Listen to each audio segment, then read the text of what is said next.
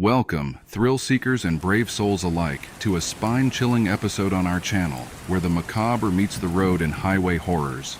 I'm your host, and today we're diving headfirst into the unnerving world of true hitchhiker, trucker, and traveler. Horror stories that will send shivers down your spine.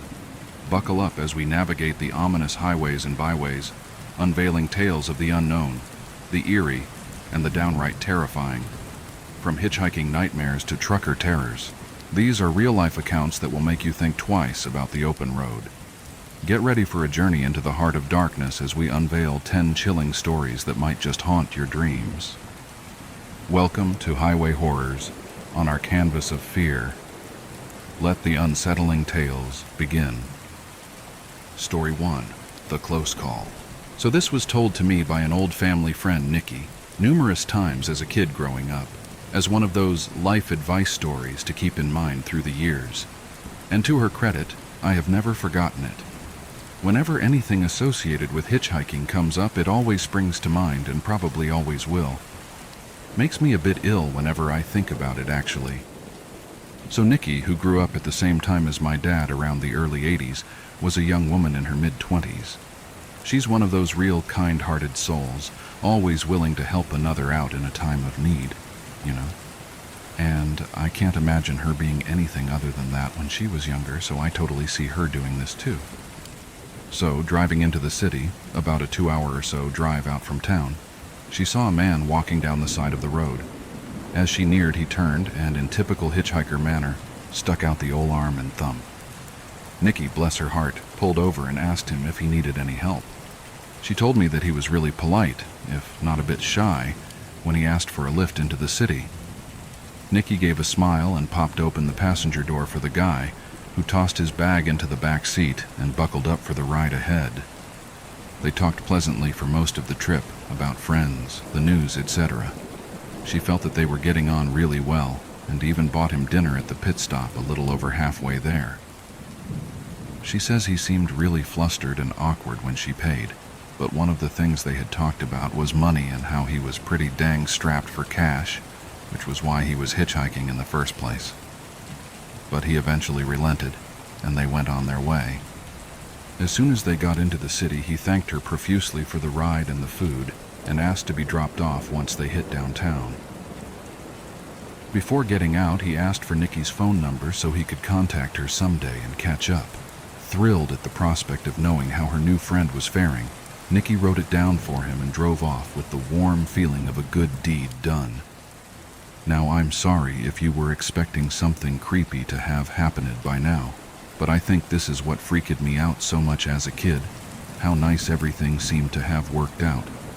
Nikki would get this crease in her forehead and a funny look in her eye when she would tell me the next part. A week later, she got a phone call from her driving buddy. He didn't let her get a word in edgewise after hello, and told her that she should thank God that she was raised so nice, because when he first got in her car, he was planning on raping and murdering her once they got to that pit stop. That he was going to steal that car and dump her body in a ditch further down the road and go on his merry way. But after she talked with him so kindly and treated him to dinner with a smile on her face, he couldn't bring himself to do it. He didn't think that he could live with himself after doing that to such a nice lady. And to please, Nikki, please, never, ever pick up another hitchhiker. Then he hung up the phone. Nikki never got a call from him again. When she tried redialing the number, she got a payphone. And so, Mr. Hitchhiker, I know I'm never going to meet you, because I'm going to listen to the advice you gave your driving buddy and never, ever pick up a hitchhiker. Story 2. He enjoyed the ride. First of all, I want to apologize for any mistakes. English isn't my first language, and even though I'll try my best to avoid it, I'll probably mess up something. The story took place 2 years ago. I was on my second week backpacking through Austria, and I reached a point where I was too exhausted to walk any longer. It was an unusually hot day. I had blisters all over my feet, and I was ready to call it quits. I was in the middle of nowhere and decided to thumb a lift to the nearest train station, but I was out of luck. I stood there for what felt like hours, and no car would pick me up. I don't blame them. I spent 2 weeks sleeping in the woods. My clothes were dirty and I probably looked like a maniac. When finally a truck pulled up, I didn't hesitate to hop inside because I was so thankful to be able to sit down and rest my feet for a while. I asked the driver if he could drop me at the nearest station so that I could catch a train to Vienna, but he told me that he was heading back there anyway, and that he could take me there as long as I didn't mind him making a stopover to load the truck. I didn't, and so we drove along. We made some small talk, and he seemed to be very polite. It was a pretty enjoyable ride until we reached the first stop. He loaded his truck while I walked around a bit and bought some water at a gas station nearby. He had offered me drinks a few times along the ride, but I always declined because I don't feel comfortable with that.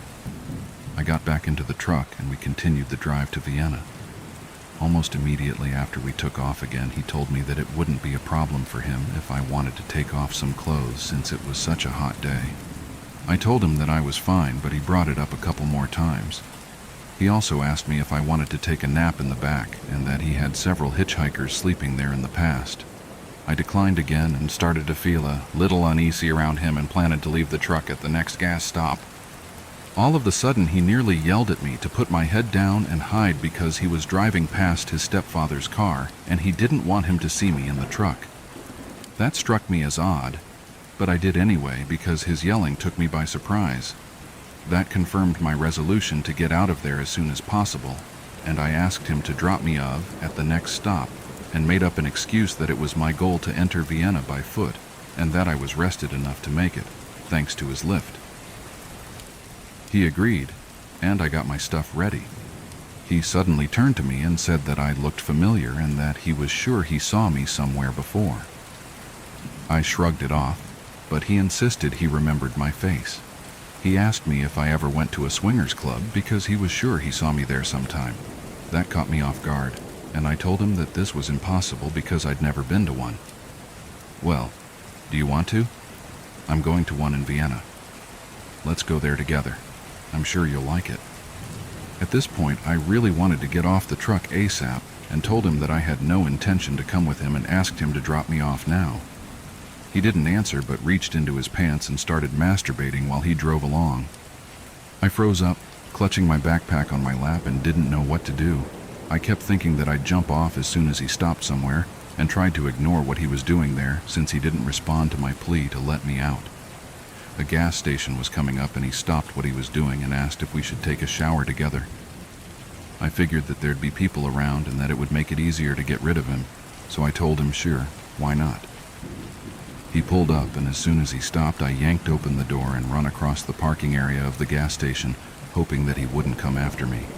He didn't, so I just kept running until the station was out of sight and I reached a busy street. Only after my heart stopped racing and I caught my breath, I realized that I left my shoes at the truck. I walked the last few kilometers barefoot and kept a lookout for the truck until I reached Vienna. Story 3. The Woman in the Burlap Shawl. About 15 years ago, my mom and cousin were coming home from visiting my aunt who lived 2 hours away. The drive takes you through the desert and up some mountains, but there is a shortcut you can take to avoid the mountains and shave about 10 minutes off your drive time. Only problem is, the shortcut takes you literally through the middle of nowhere. It's a 2-lane road with nothing for 30 miles, no houses, no shops, no lights. Not even those roadside emergency phone booths. They're driving along through the shortcut at about 11 p.m. when they spot something on the road. At first, my cousin thinks it's a rock, so she slows down to go around it. When she gets closer, she realizes it's a lady with long black hair and what looks like a burlap shawl wrapped around her. She's crouched down, facing away from my cousin. My mom says that she thought the lady might have been in trouble, so they pull up next to her and ask if she's okay and if she needs help. My cousin says the lady stood up and looked at them and let out a shriek like a goddamn banshee. She insists that her eyes were pitch black and her skin was as white as a sheet and she was really skinny, like almost anorexic skinny. I debate this because it was dark out and her mind might have been playing tricks on her, but nonetheless it was enough to spook the hell out her and make her punch the accelerator and get out of there. The lady briefly ran after them, but they lost sight of her after a short bit. They didn't stop for anything, even running a stop sign, until they got to the next town where they stopped at a gas station to get something to drink and to collect their thoughts. A few weeks later, my cousin was telling her co-worker what happened, and she said it might have been a skinwalker that she saw, and that she's lucky she got away. That spooked her even worse, so now she won't go through the shortcut. Even when someone else is driving, she insists on taking the main highway. Story 4. The Scarecrow. A couple of years back, my best friend and I went on a road trip to the States for a music festival. Met up with some friends, saw lots of things and whatnot. One of our friends comes back home with us. He needed to get back home for school and his buddies didn't want to head home yet. We decided to drive straight home in shifts. Took 24 hours for the full drive. Anyway, my story starts where I am driving, night shift, at about 2 a.m. It is a beautifully clear night, full moon, no clouds, middle of the summer party type night. While noticing all of these conditions, I also notice we have followed the GPS onto a back road and driven into a huge valley. Open fields, not another car or house in sight. And it is important to note that we have not seen anyone or anything relating to human presence for a few hours. Upon entering this valley, we lose our satellite signal. We have no satellite radio, no GPS, and no cell signal. Cool beans, doesn't really matter as I know we follow this road for a couple more hours. About 20 minutes after entering this valley, and after losing all our connections, we come upon a bridge. As we get closer, I see a car pulled out on the side of the road. Not uncommon. People sleep in pullouts when they can. What is uncommon is this car has all of its windows blacked out. With all of the light from the moon, we should be able to see at least partially inside, but it was completely black. Getting closer, we also realize that it has no license plate that we can see. No big deal. We assume that it is abandoned out here in the boonies. That is until we pass this vehicle, and almost immediately its lights turn on, and it pulls out behind us on the road. Now this is where it gets creepy.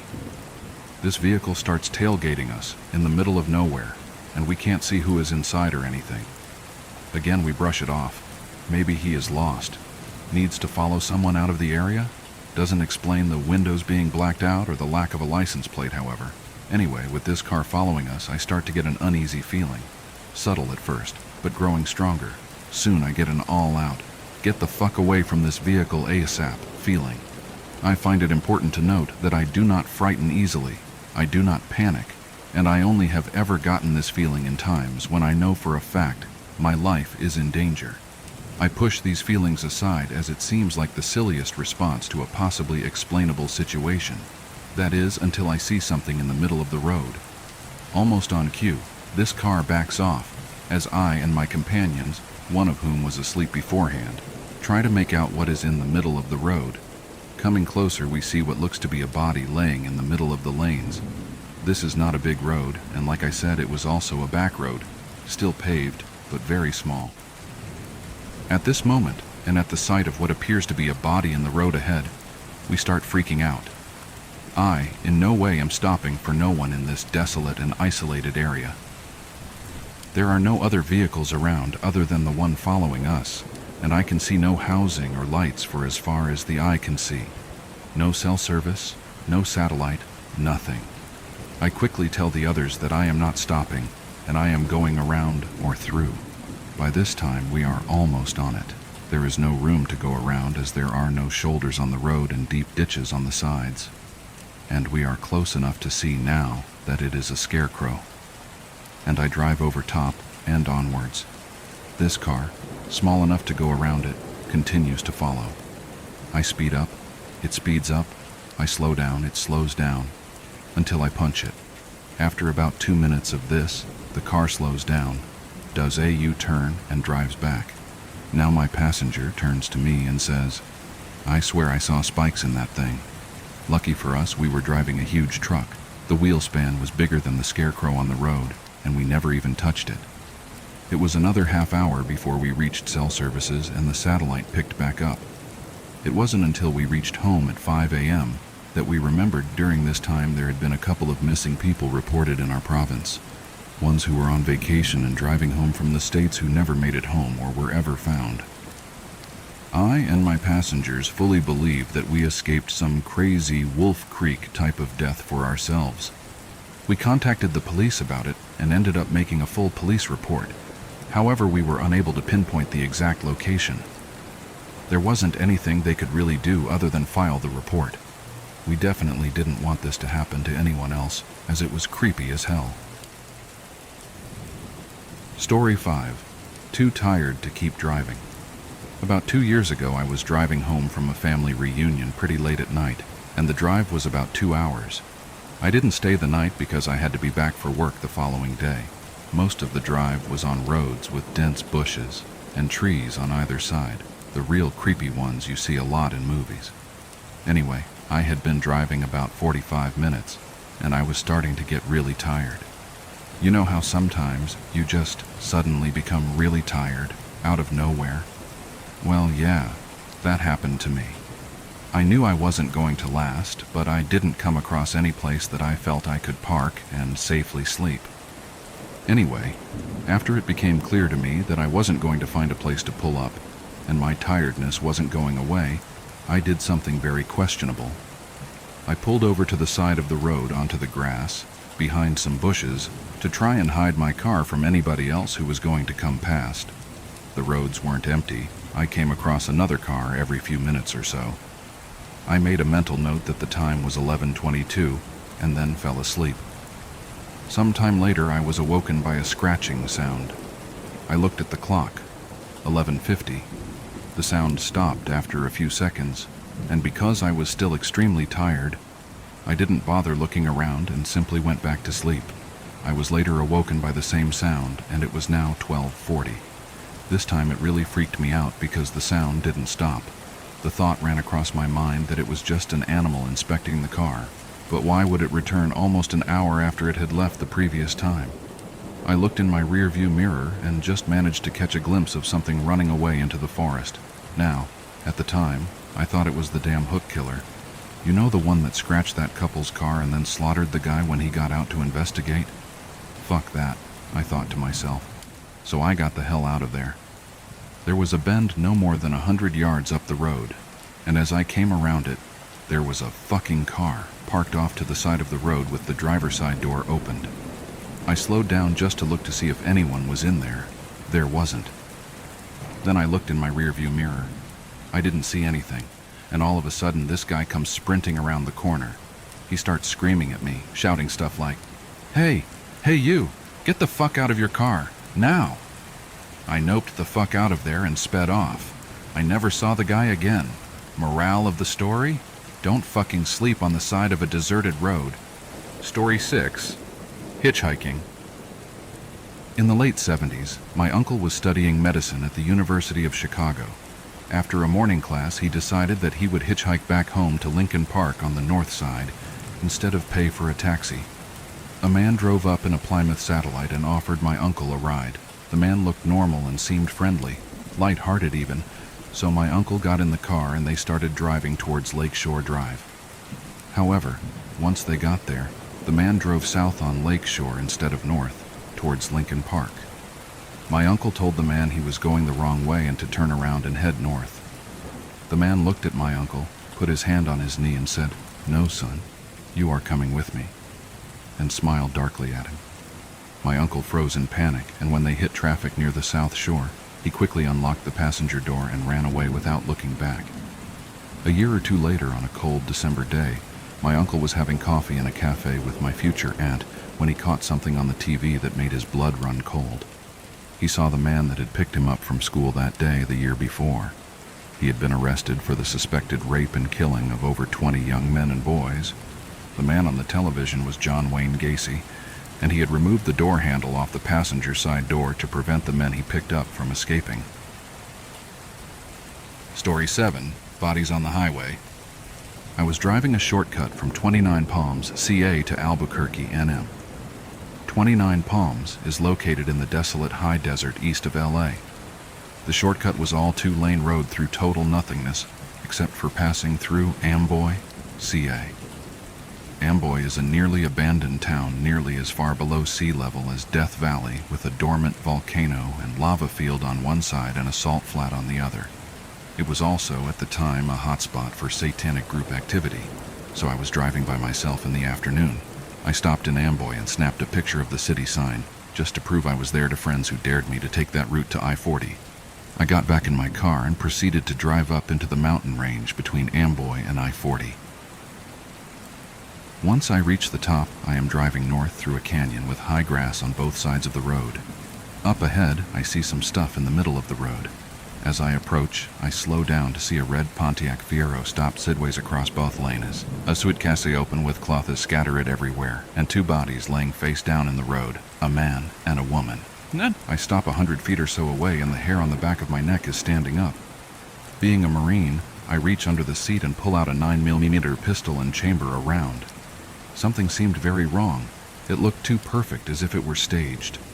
An ambush? Was I being paranoid? Something was just wrong. Getting out of the car seemed unthinkable. It was the horror movie move. As I scanned the road, I saw a line I could drive. Past the guy in the road on his left, swerve to the right side of the woman, behind the Fiero, and I'd be on the other side. I dropped it into first gear, punched it, and drove the line I planned. I passed the back of the Fiero without hitting it, or either of the bodies in the road. I continued forward a couple 100 feet and slowed down so I could breathe and let my heart slow down. As I looked up into the rearview mirror, I saw that the two bodies had gotten up to their knees, and 20 or so people emerged from the tall grass on either side of the road by the car, and bodies. At that moment, my right foot smashed the gas pedal to the floor and did not let up until I had to slow down for the I-40 East on-ramp. I will never know what would have happened to me had I gotten out of the car to check on the bodies or stopped my car closer to them. Somehow, I do not think it would have been good. Sometimes real life can be scarier than a movie. Story 8, A Missed Stop. This is a true story, told to me by a man who had been working as a murder investigator for over 30 years at the time. I was told this story after asking what the creepiest case he'd ever been involved in was.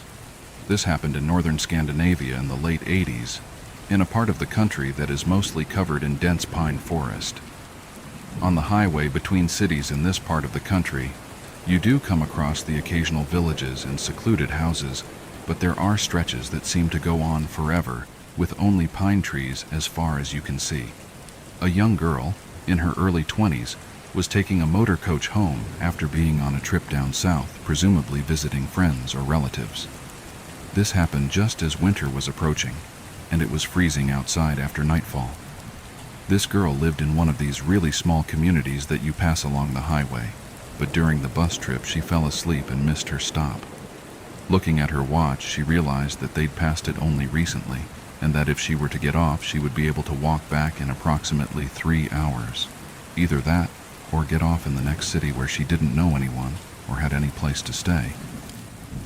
She explained all this to the bus driver, who pulled off at the next parking space and let her off. That was the last time anyone saw her. Almost 15 years later, long after the search for her has been given up, she is stumbled upon by a hiker. Her dead body was found tied to a tree, well over an hour's walk from the road into the dense, almost impassable forest. The autopsy showed no signs of physical violence of any kind. Someone had just left her there, alive. Story 9, The Note. I was a pretty brave person when I was younger. Or maybe I had that sense of invincibility that comes with youth. I'd survived some things. A stalker who pursued my sister and I for over a year and a half, being sexually assaulted, 2 house fires, and growing up in a house that I swear to you was haunted. Not in that Disney way either. I'm talking torture chamber in the basement and strange things going on. Anyway, I suppose, looking back, that having been through all of that made me feel a little like either I was sort of invincible, or maybe I just assumed that I'd gotten all of the bad stuff out of the way and nothing else would happen. Whatever it was, I learned to know better. When I was 17, I didn't have a driver's license. In fact, I was 36 before I did. I walked most places, occasionally catching rides with friends, and less occasionally, hitchhiking. The night in question was one of those seldom seen occasions when I'd decided to hitchhike, having worked late and being too exhausted to walk. Now, most of the time when I'd hitch a ride, I wouldn't get in the car with a lone man. Only women, or rarely men with a wife, girlfriend, and or kids in the car. This night, though, cars were few and far between and it was cold. And really, if I'm being perfectly frank, when he pulled over I took a good look and figured I could take him if he tried anything. He was on the slender side and had a strange frailness about him, even though he looked healthy enough. I got into the car after we agreed on a destination. We exchanged names and I warmed my fingers in front of the heating vent. He spoke quietly, asking a few questions along the lines of, was I a local and how did I like living there? He said he'd only been there a couple of months, but found it beautiful and hoped he could find happiness there. That comment struck me as a little odd, but I brushed it off. It began to snow, and the road quickly got slippery, so he slowed and kept his eyes straight out the windshield, driving silently. I was okay with that, as small talk was never my forte. About 10 minutes later, I noticed a car near the intersection we were approaching seemed to be sliding, so I said, "Watch out." He immediately hit the gas, shooting through the intersection, and burst out with, "Don't ever scream at me." Needless to say, I was taken aback. I said, "Look, this is close enough. Just pull over here and I can get there." He didn't seem to hear me. Richard, did you hear me? I said you can pull over here and let me out." No response. He just stared straight ahead, driving faster now than he had been since it began to snow. To say I was scared doesn't seem to cover the depth of the fear that began to arise in me. I didn't know if I should stay quiet or speak, but I was damn sure not going to yell after his outburst. After about a mile, he began to mumble under his breath. I couldn't quite make out what he was saying, but I assumed he was speaking to me, so I said, I couldn't hear you." He began to speak, quietly and rapidly, saying things like, "You're always yelling at me. I've told you time and again I do not appreciate being yelled at, but do you listen?" "No."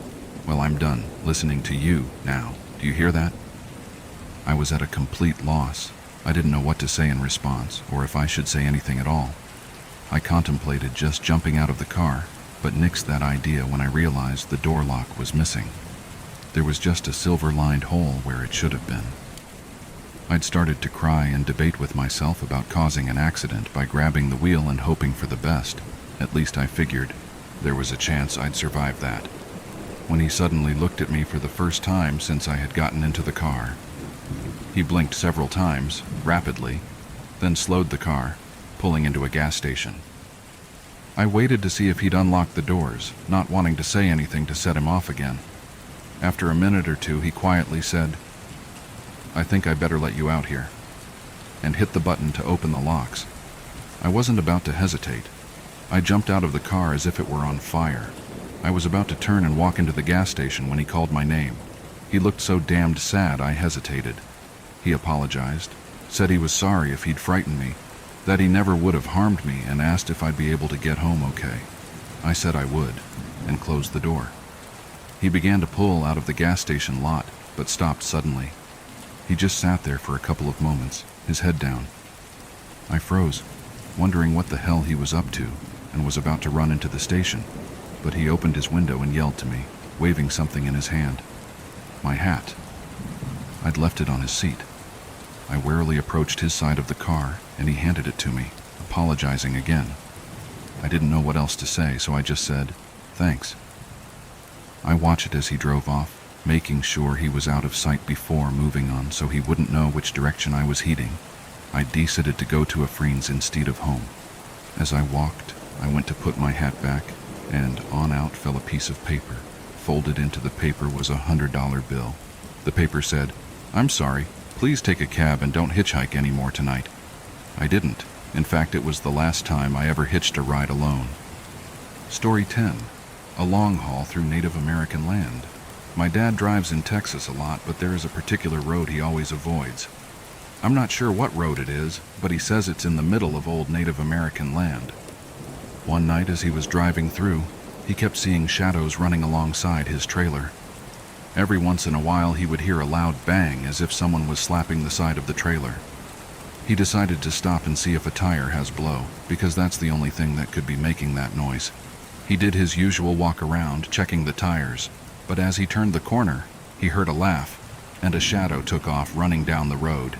Needless to say, he shit his pants, jumped in the truck, and didn't stop until daylight. Apparently, he saw the skinwalker standing on the side of the road with his arms crossed about 15 miles later. As we conclude our harrowing journey through the shadows of the open road, I hope you've survived the spine-chilling tales we've shared today. If these stories have left you with a lingering sense of unease, remember the world is full of mysteries waiting to be discovered. If you enjoyed this nightmarish ride and crave more bone-chilling narratives, don't forget to subscribe to Creepy Canvas and ring that ominous notification bell. Your support ensures that we continue to unravel the darkest threads of real-life horror. Share your thoughts in the comments below. Have you ever encountered the unexplained on your travels? We'd love to hear your own tales of the mysterious and macabre. Until next time, stay wary of the shadows on the highway, and may your dreams be free from the echoes of these true horror stories. This is Creepy Canvas, signing off, where nightmares come to life on our unsettling masterpiece. Good night, and sleep with one eye open.